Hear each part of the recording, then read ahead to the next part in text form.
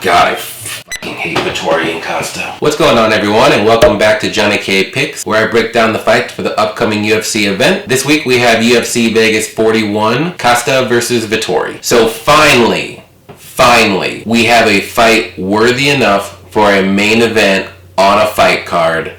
Let's go. As always, please go ahead and hit that like and subscribe button for me. And also, don't forget to turn on those notifications so you don't miss out on any of my content. Also, don't forget to watch my Johnny K Bets video that I'll post later this week, where I break down my bets for the UFC Vegas 41 fights. Okay, so quickly I'm going to recap the picks for UFC Vegas 40. So it looks like I went 4-1.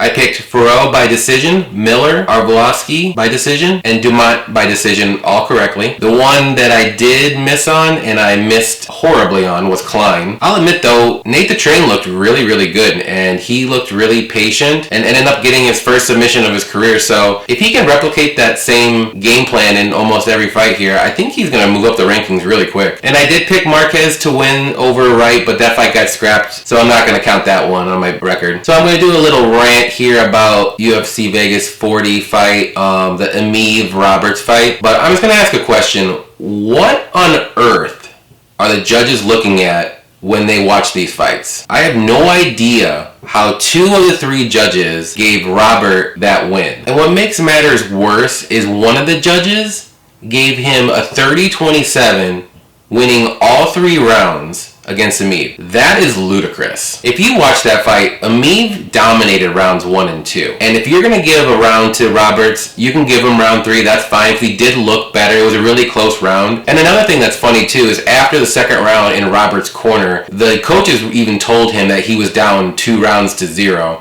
And he needed to empty the gas tank and do anything he could to get a finish in round 3. So that there tells you, even his own corner thought he was losing that fight. And I know the judges sometimes can be a little controversial and the split decisions might not go their way, which is fine. But this split decision was a robbery.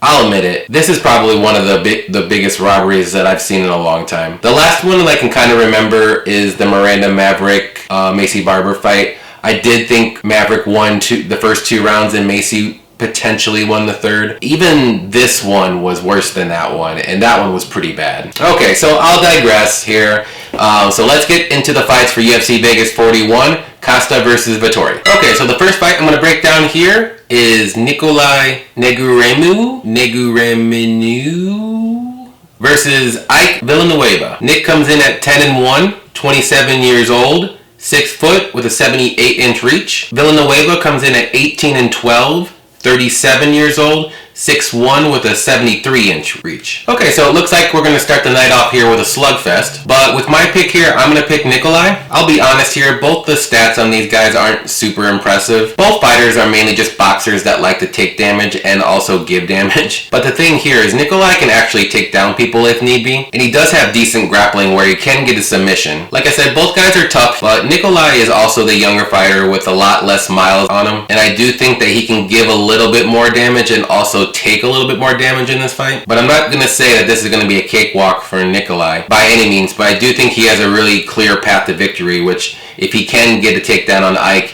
he can probably stay on top control and potentially get a ground and pound or even a submission. If this fight does stay on the feet though, I still favor Nikolai, but it's going to be a little bit more closer than if it does go to the mat. So with my pick here, I'm going to pick Nikolai to win by knockout. Alright, so the next fight we have is Dwight Grant versus Francisco Trinaldo. Grant comes in at 11-3, 37 years old, 6'1" with a 76.5-inch reach. And Trinaldo comes in at 26-8, 43 years old, 5'9" with a 70-inch reach. So as you see right there, Grant's going to be the bigger fighter here with a 4-inch height advantage and a 6-inch reach advantage, which is a little concerning for Trinaldo. But with my pick here, I'm going to take Trinaldo. Both fighters are on the older side and they're kind of low volume.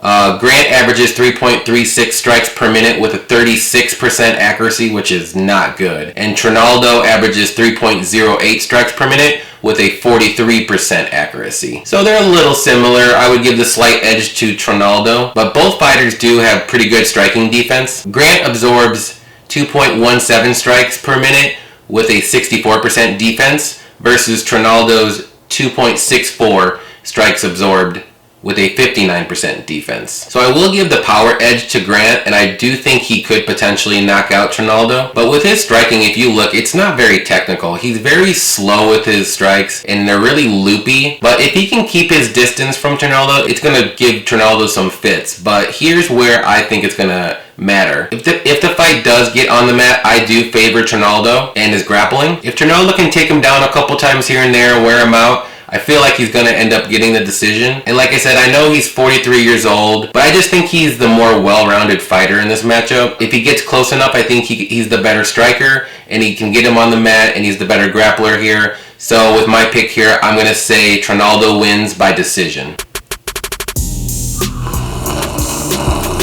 Alright, so the next fight here I'm going to break down is Alex Caceres versus Sang-Woo Choi. Caceres comes in at 18-12. 33 years old, 5'10" with a 73.5 inch reach. And Choi comes in at 10-3, 28 years old, 6 foot with a 74.5 inch reach. So both fighters have been on a roll lately, with Caceres winning 4 in a row and Choi winning his last 3. But I'm going to take Choi here. I do think he's the more technical striker, but I will say Caceres is a little bit unorthodox, and his striking is good, but he's just not very technical. He's more wild. He does a lot of spinning kicks, but it works for him, and he's pretty effective with it. Caceres averages 4.10 strikes per minute with a 50% accuracy versus Choi's 3.31 strikes per minute with a 41% accuracy. Both fighters do have good striking defense. Caceres absorbs 2.82 strikes per minute with a 65% defense versus Choi's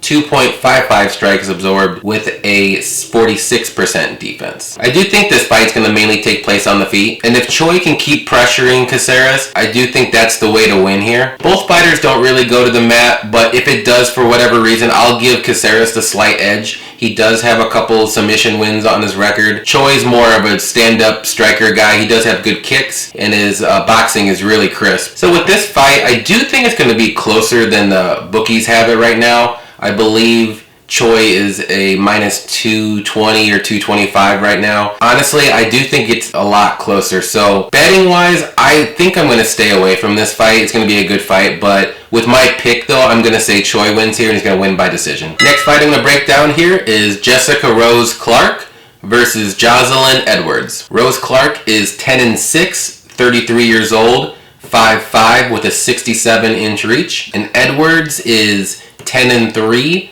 26 years old, 5'8" with a 70 inch reach. So this fight is on a main event fight night card. Okay, so for me, this is another coin flip fight, but I'm going to go ahead and say Edwards wins this one. And I'll tell you right now, I'm not very confident in picking this, but Rose Clark does average 4.68 strikes per minute with a 51% accuracy versus Edwards 4.20 strikes per minute with a 53% accuracy. And both fighters' defense is about the same. Rose Clark absorbs 3.98 strikes per minute with a 60% defense versus Edwards 3.83 strikes absorbed with a 46% defense. The one thing though that I am a little concerned about picking Edwards is her takedown defense, which is only at 37%, because Rose Clark is pretty well-rounded. She can take you down, and she's a pretty good wrestler. But I do think with Edwards' height advantage of 3 inches and also reach advantage of 6 inches, that she can keep her distance long enough so she doesn't get taken down. And I really think if Edwards can stay on her feet and just strike with Rose Clark and keep her at distance, that she's going to win this fight by decision. So with my pick, I'm going to pick Edwards to win by decision, but just to let you know, I'm not 100% confident whatsoever. Alright, so we got co-main event time here. We have Grant Dawson versus Ricky Glenn. Dawson is 17-1, 27 years old, 5'10" with a 72 inch reach, and Glenn comes in at 22-6-1, 32 years old, 6 foot with a 70.5 inch reach. So I think this fight's going to be very interesting. Both fighters came off amazing KOs in their last bouts, but with my pick here, I'm going to pick Dawson to win. On the feet, I do think it's a little close. I would give a slight edge to Dawson. Dawson averages 3.40 strikes per minute with a 48% accuracy versus Glenn's 4.39 strikes per minute with a 42% accuracy. A key stat to look at here though is Dawson's striking defense. He averages 2.10 strikes absorbed with a 51% defense, and Glenn averages 4.27 strikes absorbed with a 53% defense. So right there you can see Glenn's a little bit more hittable than Dawson, but the stats that I'm really looking at is the grappling stats. Dawson averages 3.44 takedowns per 15 minutes with a 34% accuracy, and Glenn's takedown defense is only 66%. So to me, if Dawson wanted to take him down, I think he can get him down pretty relatively easy, and I think he definitely has the clear advantage in the grappling department. And if it does get to the mat, I think Dawson's going to control the whole fight or the round. I do think Dawson can get the submission on Glenn, but I'm going to go ahead and say Dawson wins this here, and it's going to be a win by decision. Alright guys, so main event time here. If you haven't already, please go ahead and hit that like and subscribe button for me. I'd greatly appreciate it. Okay, so we have Paulo Costa versus Marvin Vettori. Costa is 13-1, 30 years old, 6'1" with a 72-inch reach. And Vettori is 17-4-1, 28 years old, 6 foot with a 74-inch reach. So like I said earlier, finally, we have a main event on a fight night that's worth watching. We have a shit talker versus another shit talker. But seriously, it's basically a striker versus wrestler showdown here. Costa comes in averaging 7.03 strikes per minute with a 57% accuracy versus Vettori's 3.88 strikes per minute with a 43% accuracy. So it's a no-brainer here. Costa's definitely going to have the edge in striking. I do think he is the better striker, but Vettori's striking has improved, so I wouldn't really look too much into his stats,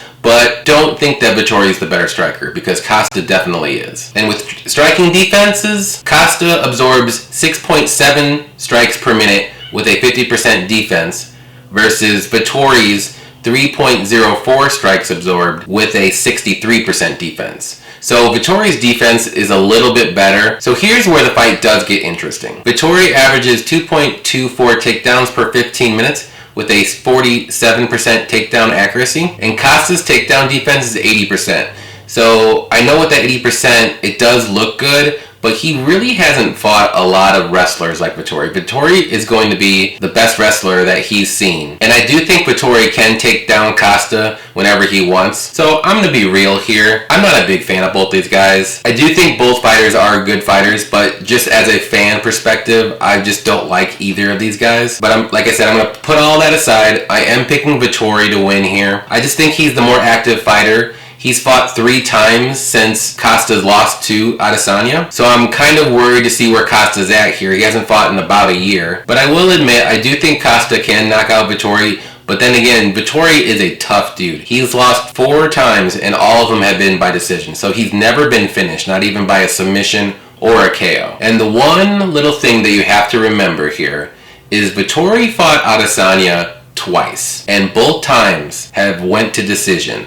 And one of those times was a 5-round fight. And Costa fought Adesanya, and it didn't even get to the 3rd round. So, who do you think is going to win this fight? And going with that, I'm going to say Vettori is going to win. I can see a late submission, maybe in the 3rd, 4th, or 5th round by Vettori. But with my pick here, I'm going to say Vettori is going to win by decision. Alright, so there you have it. Those are my picks for UFC Vegas 41, Costa versus Vettori. On your way out, please go ahead and hammer fist that like and subscribe button for me. And don't forget to be on the lookout for my Johnny K Bets video that I'm going to post later this week. Also, don't be shy. Go ahead and comment below on your favorite fights and favorite picks for this week. I hope everybody enjoys UFC Vegas 41, and happy fight night. God, I fucking hate Vettori and Costa.